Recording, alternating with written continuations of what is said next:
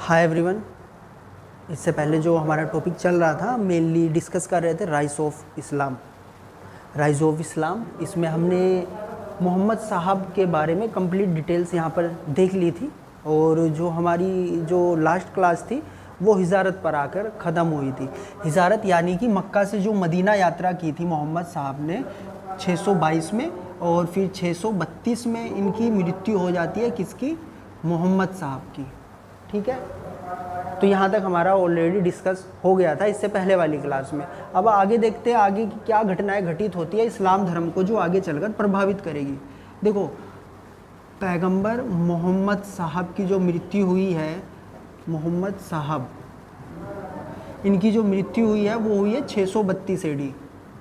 ठीक है, और पैगंबर का अर्थ क्या लगाया था हमने? ये है कि खुदा या अल्लाह का प्रतिनिधि, अल्लाह का प्रतिनिधि, रिप्रेजेंटेटिव ऑफ अल्लाह। ठीक है, अब जब पैगंबर साहब की मृत्यु हो जाएगी तो सबसे मेन तो ये देख लेते हैं कि पैगंबर साहब भैया स्पेशली मुसलमानों के थे क्या। ठीक है, तो भैया मोहम्मद साहब मुसलमानों के धार्मिक एवं राजनीतिक गुरु थे। मुसलमानों के धार्मिक एवं राजनीतिक गुरु थे।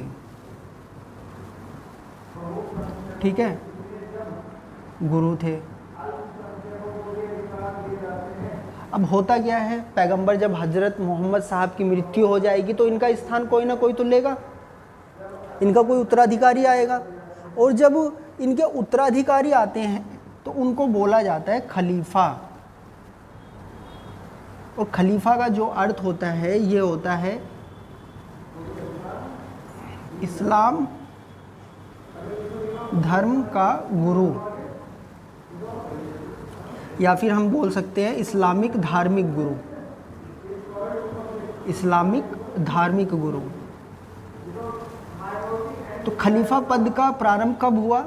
जब हज़रत मोहम्मद साहब की मृत्यु हुई तो हज़रत मोहम्मद साहब के उत्तराधिकारियों को ही हमने खलीफा के नाम से रिप्रेजेंट किया है। ठीक है, तो खलीफा कौन है? यह है मोहम्मद साहब के उत्तराधिकारी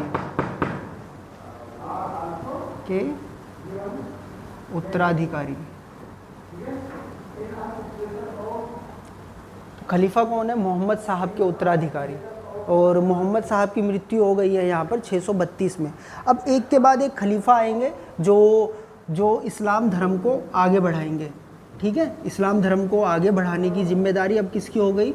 खलीफाओं की। खलीफा का अर्थ क्या है? मोहम्मद साहब के उत्तराधिकारी, दूसरा इस्लाम धर्म के धार्मिक गुरु।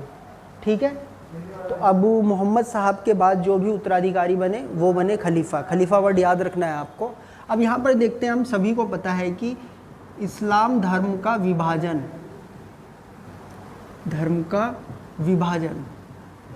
इस्लाम धर्म को दो भागों में बांटकर पढ़ा जाता है। एक तरफ होते हैं सुन्नी और दूसरी तरफ होते हैं शिया और सुन्नी। अब शिया और सुन्नी का क्या रोल है इस्लाम धर्म में? ये विभाजन कब हुआ इस्लाम धर्म में? दो संप्रदायों में कैसे बटा आपका इस्लाम धर्म? इसको हम यहाँ पे समझते हैं। देखो, जब मोहम्मद साहब की मृत्यु हुई तो दो गुट उभर कर सामने आए। एक तरफ कौन थे? शिया। ठीक है, इनकी जो संख्या थी वो 80 से 85% थी।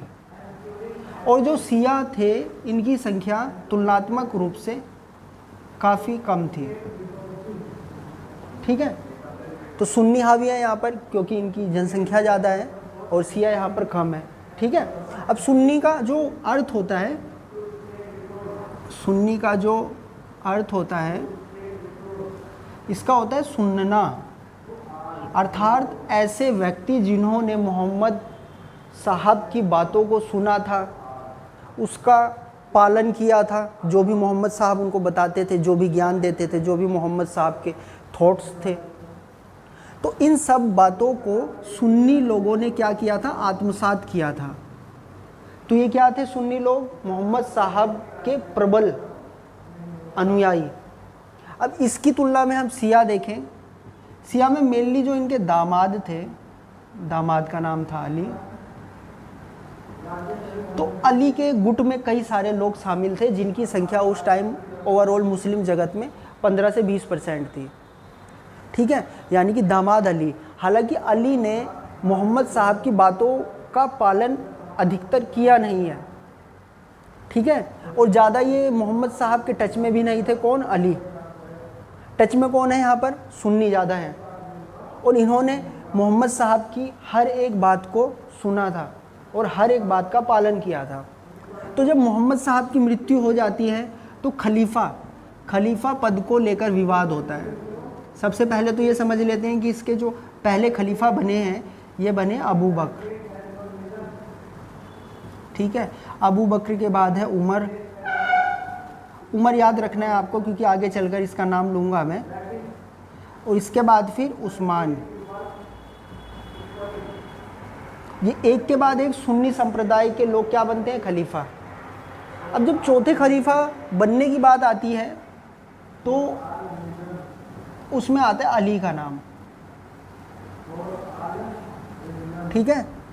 और जब चौथे खलीफा बनने का नंबर आता है तो अली सामने आते हैं।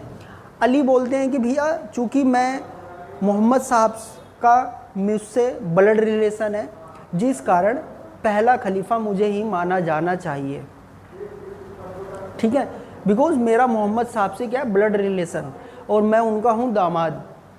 तो उत्तराधिकारी कौन बनना चाहिए? मैं बनना चाहिए। तो इन्होंने खलीफा पद के लिए दावेदारी प्रस्तुत की। अब इसका विरोध कौन करेगा? ये सुन्नी लोग, ठीक है।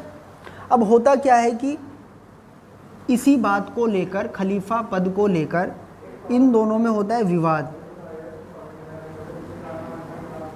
और विवाद इतना बढ़ जाता है कि सुन्नी लोगों द्वारा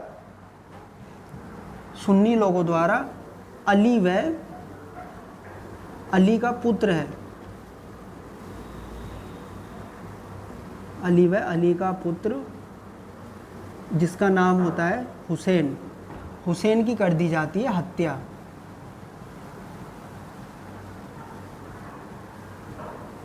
और जब ये हत्या होती है, आफ्टर दैट इस्लाम धर्म दो गुटों में बढ़ जाता है। एक को बोला जाता है शिया, दूसरे को बोला जाता है सुन्नी। तो इस्लाम के डिवाइडेशन का जो मेन कारण था वो खलीफा पद को लेकर उठा विवाद। एक तरफ अली थे, दूसरी तरफ सुन्नी लोग। विवाद इतना गहराया कि सुन्नियों द्वारा अली और उनके बेटे की, जिसका नाम क्या था? हुसैन की कर दी गई हत्या, ठीक है। ये हत्या कब की गई, क्यों की गई? मेनली 680 में इनकी हत्या की गई थी करबला के युद्ध में, ठीक है। वो हमारे लिए इम्पोर्टेंट नहीं है इतना, मेनली हमें यहाँ पे बस ओनली डिवाइडेशन समझना है, इतना डीप नहीं जाना है हमें इस्लाम धर्म में, बिकॉज इतने डीपली क्वेश्चन हमारे एग्जाम में पूछे जाने वाले नहीं हैं, ठीक है। जो हमारा मोटा मोटा पॉइंट है वो शिया और सुन्नी क्या है, क्यों है, किस तरह इनमें विभाजन हुआ, वो चीज़ों को समझना था। देखो हुसैन की हत्या ही हुई थी तो शिया लोगों ने हुसैन की हत्या का जिम्मेदार, हुसैन की मृत्यु का जिम्मेदार स्वयं को माना था। इसी कारण जो आपका मुहर्रम है, तो मुहर्रम स्पेशली शिया लोगों द्वारा सेलिब्रेट किया जाता है। इसका जो मेन थॉट है, शिया लोग मानते हैं कि हुसैन की हत्या के लिए हम जिम्मेदार हैं। तो ये शोक के रूप में मनाया जाने वाला है मुहर्रम, एक पर्व है, ठीक है, जो शिया संप्रदाय स्पेशली मनाता है। तो यहाँ पे फिर शिया लोगों की संख्या भी कम थी, यहाँ पे सुन्नी लोगों की संख्या ज़्यादा थी। इसके अलावा सुन्नी कट्टर भी थे। तो इसी कारण सुन्नी लोग हावी हुए किस पे? शिया लोगों पे, और ये दुश्मनी फिर प्रारंभ हो गई। कब से? 680 से, जब हुसैन की यहाँ पर हुई मृत्यु करबला के युद्ध में। करबला का युद्ध क्या था, कैसे था, कब लड़ा गया, कहाँ लड़ा गया, वो हमारा मैटर है नहीं। खाली हमें यहाँ पे देखना है अली और हुसैन की मृत्यु, दुश्मनी प्रारंभ। तो यहाँ तक क्लियर है। शिया और सुन्नी में डिवाइडेशन किस प्रकार हुआ है ये हमें क्लियर है, ठीक है। अब शिया और सुन्नी में डिवाइडेशन के बाद इस्लाम धर्म में कई सारे खलीफा आते हैं, जैसे कि अब्बासी खलीफा, उमैयद खलीफा, ठीक है। तो इसमें हमें स्पेशली इतना डीप जाना नहीं है, खाली हमने डिवाइडेशन समझना है। अब खलीफा पद देखो क्या होता था। खलीफा पद पे बात करते हैं। जो समस्त मुस्लिम जगत था, ठीक है, उनका एक रिप्रेजेंटेटिव होता था, जैसे कि पहले कौन थे, मोहम्मद। मोहम्मद की मृत्यु के बाद उत्तराधिकारी कौन, खलीफा। तो इस्लाम धर्म का सबसे बड़ा जो धार्मिक गुरु था वो था खलीफा, और समस्त मुस्लिम जगत की आस्था किसमें थी, वो थी खलीफा में, खलीफा में। तो समस्त मुस्लिम जगत को एक सूत्र में बांधने का कार्य खलीफाओं ने किया। खलीफा के आदेश पर ही विश्व के अनेक स्थानों पर मुस्लिम लोगों द्वारा अटैक किए गए। ठीक है, तो खलीफा क्या है, इनका मेन नेता है। आप इस तरह से भी खलीफा को रिप्रेजेंट कर देते हो कि इनका जो मेन नेता है वो है खलीफा, और खलीफा के कहने पे ही विश्व के अनेक क्षेत्रों में इस्लाम धर्म के प्रचार प्रसार के लिए अनेक लोग, अनेक मुसलमान आक्रमणकारी गए और भारतीय या अन्य राज्यों को जीता और वहाँ पे इस्लाम धर्म का प्रचार प्रसार जोर शोर से किया। ठीक है, तो खलीफा की स्टोरी ये थी। एक स्पेशल क्वेश्चन है हमारे लिए पास कि भैया खलीफा के पद को समाप्त कब किया गया, तो 1924 में मोहम्मद कमाल पाशा के नेतृत्व में, कमाल पाशा के नेतृत्व में, पाशा के नेतृत्व में खलीफा पद को समाप्त कर दिया गया। खलीफा पद को समाप्त कर दिया गया।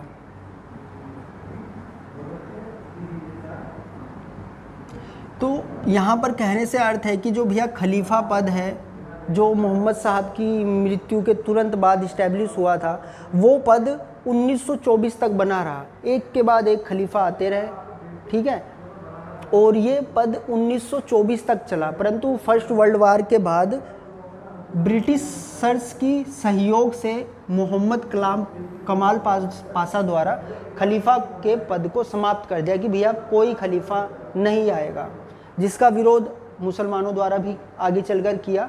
और इसके विरोध में बहुत सारे आंदोलन भी हुए, परंतु ये आंदोलन हमारा मॉडर्न हिस्ट्री का पार्ट है। 1924 की घटना हम मॉडर्न हिस्ट्री में पढ़ेंगे, तो वहाँ पर देखेंगे कि स्पेशली मोहम्मद कमाल पाशा थे कौन, खलीफा के पद को क्यों समाप्त किया, क्या रीज़न थे। ठीक है, तो यहाँ पे ओनली हमें एक फैक्ट के रूप में ओनली इतना याद रखना है कि भैया खलीफा के पद को समाप्त कब किया गया, 1924 में। किसके नेतृत्व में, मोहम्मद कमाल पाशा के नेतृत्व में। ठीक है, इसके अलावा यहाँ पर बहुत सारे वैरायटी है खलीफाओं की, जैसे कि उम्मयद खलीफा। इसके अलावा बात होती है अब्बासी खलीफा। तो इतना डीप नहीं जाना है। अगर सपोज करो आप किसी बुक को फॉलो कर रहे हो, किसी नोट्स में दिया है, तो कोई बात नहीं, उम्मयद खलीफा, अब्बासी खलीफा थोड़ा बहुत पढ़ लेना है इसके बारे में, बस ज़्यादा डिटेल्स में नहीं जाना है, इसीलिए मैं छुड़वा रहा हूँ, क्वेश्चन नहीं आते हैं इससे। ठीक है, जो हमारे लिए इस्लाम धर्म में पढ़ने वाली चीज़ें थी वो हमने अपने 2 लेक्चर्स में कंप्लीट किया है। स्टार्टिंग वाला लेक्चर जिसने नहीं देखा है वो इससे पहले वाला लेक्चर ज़रूर देख ले, आफ्टर दैट यहाँ पर आए। ठीक है, तो आज के लिए इतना ही। Okay, thank you.